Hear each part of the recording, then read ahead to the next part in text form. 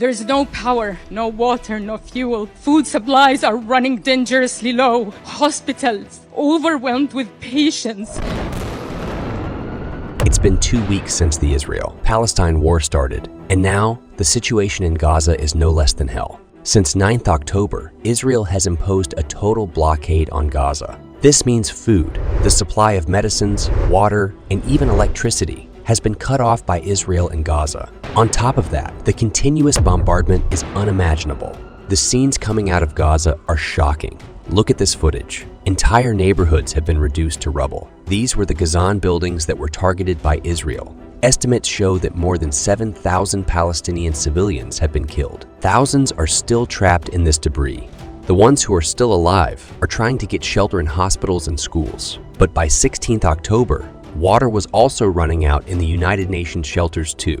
The United Nations Agency, UNRWA, said on 15th October that they are witnessing an unprecedented human catastrophe in Gaza. Mahmoud Matar, a surgeon working in Gaza, told BBC that hospitals are completely overwhelmed. There is no water, no electricity, and the network connection is also unstable. He said that he was looking for water. Another doctor working at Nasir Hospital in Gaza said that fuel is also going to run out.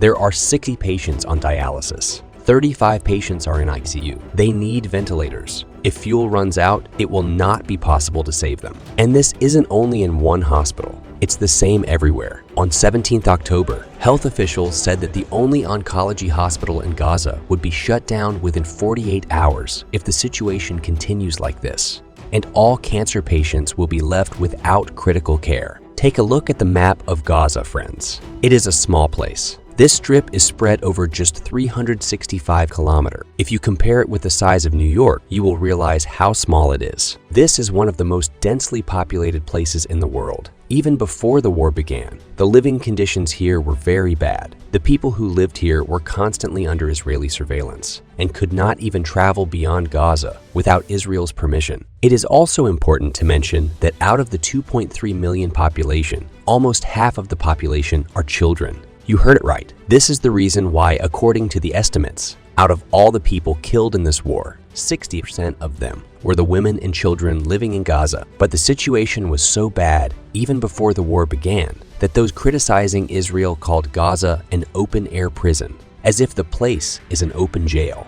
On 7th October, Hamas attacked Israel, which started this war. But in response, Israel is continuously attacking Gaza by putting a total blockade on Gaza, due to which not only Hamas members are being killed, but also Palestinian civilians. And now, Gaza has turned into hell. People say that doling out collective punishment like this to the people of Gaza is no less than terrorism. The Norwegian foreign minister said that it is unacceptable to impose a total blockade. At least humanitarian aid, such as medicine and food, should be allowed in Gaza. United Nations Secretary General Antonio Guterres had a similar opinion. Israel should allow humanitarian aid in Gaza, and Hamas should release Israeli hostages without any conditions. Imagine in such circumstances, if you were a common person living in Gaza, what would you have gone through? You don't have electricity, water, internet connection is cut off, you can't get food from anywhere, and then one day, you suddenly see some pamphlets falling from the sky. On those pamphlets, there is a warning from Israel. In the warning, it is written that all the people living in the north of the Gaza Strip should evacuate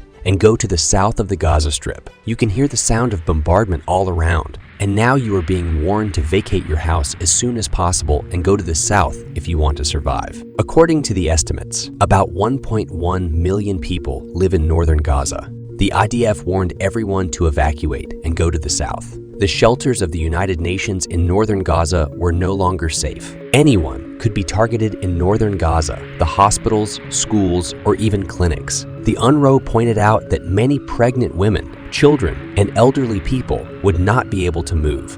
Where will they go?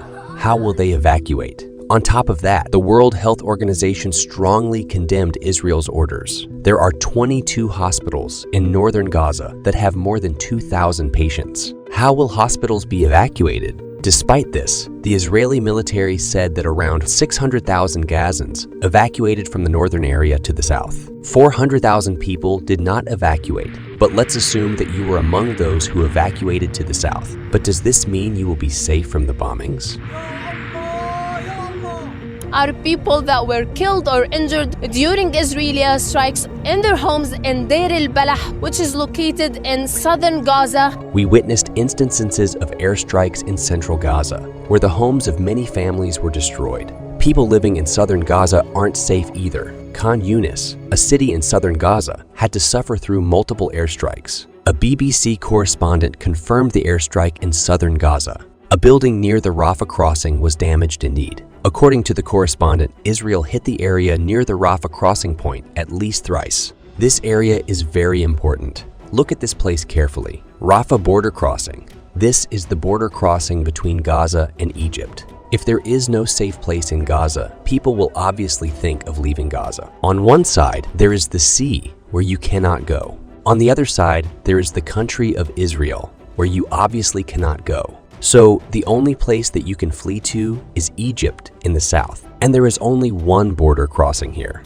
the Rafah border crossing. So what would you have done in such a situation? To escape the bombardment, you would have tried to flee Gaza. Thousands of people tried to do this, so they gathered at the Rafah border. But Egypt is not ready to open this border. Egypt and other Arab countries say that it is unacceptable for Palestinian refugees to go to their countries. In the midst of all this, the danger of the war escalating is also rising because clashes were seen in Israel and Lebanon. North of Israel is Lebanon, where the Hezbollah militant group operates. Like the Hamas group, Hezbollah is also backed by Iran.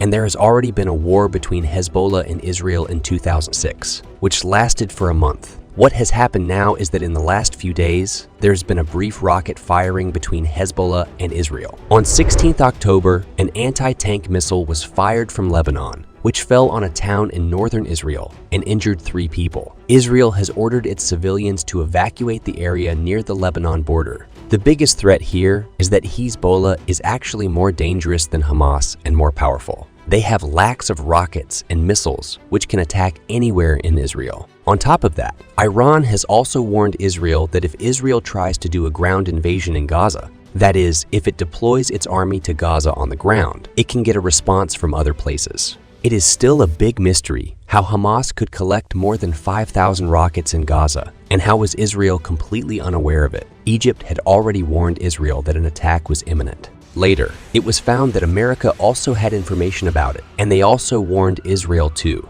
There was an update on 28th September by multiple streams of intelligence that Hamas can launch rocket attacks across the border. On 6th October, one day before the attack, American officials circulated a report that Hamas was showing unusual activity and an attack could happen at any time. A Middle Eastern diplomat in Washington, D.C. told CNN that his government was repeatedly warning the White House and the U.S. intelligence officials that there was a buildup of weapons by Hamas. He also said that they have so many weapons in Gaza that it was beyond anybody's imagination. So obviously, the question arises, did the Israeli government already know about this attack and did nothing? Here, take a look at Israel's internal politics as well. For the past few years, Israel's politics have been quite unstable, and the current Prime Minister, Benjamin Netanyahu, has been charged with fraud, breach of trust, and taking bribery in 3 different scandals. Allegations are that billionaires have given him money. He denies this, but a corruption trial is going on against Netanyahu. These trials are pending. Since the start of this war, Netanyahu has used emergency powers to keep his position secure. Had this war not happened, and the corruption trial against him went on as scheduled, would he have had to resign from his prime ministerial position? That's another important question. Apart from this, another allegation that is being put on Netanyahu is that he tried to encourage the Hamas group in the past. Look at this article in The Telegraph, how Benjamin Netanyahu empowered Hamas and broke Israel. This 18th October article from the Times of Israel. For years, Netanyahu propped up Hamas. Now it's blown up in our faces. It states that, according to several reports, Netanyahu had said that they should facilitate the transfer of funds to Gaza so that there can be a separation between the Palestinian Authority in the West Bank and Hamas in Gaza. He said that this gap would ensure that a Palestinian state will never be formed. An extreme right-wing politician from his political party had made a statement in 2015 that Israel's policy is to treat the Palestinian Authority as a burden and treat Hamas as an asset. The Israeli government allowed suitcases with millions of dollars from Qatar to enter Gaza to benefit Hamas in 2018. The rating of Netanyahu has been falling rapidly since the war started. According to a recent poll, only 29% of the Israelis support Netanyahu now. This has reached an all-time low. Israel is now witnessing protests against Netanyahu's government. People are venting their anger on Netanyahu. That's why I say, never have blind faith in any government, organization, or group. Always take the side of humanity and think about the common people. I'm Jenna. I'm Palestinian and British. Where do you live, Jenna? In Gaza. And how has Gaza been in the last few days? Not very good. What's been happening? In the morning, in the night, there's lots of bombing. And we have to worry about the house shaking. If it shakes, it feels like it's slowly falling. And if we hear some loud news, I get scared. And mommy hug everybody, so we protect. We are children. It's not right to do that to children. And we are family. Yeah. And does it happen all the time? It happens all the time. And what happened yesterday? How did you feel yesterday when we had to run and leave? Not very good. Okay. Were you scared? Yeah. Okay. And how does it feel that... Are you living at your home at the moment, Jenna? No. Okay, and how does that make you feel? Sad, I really miss my home, but I can't go. There's lots of bombing.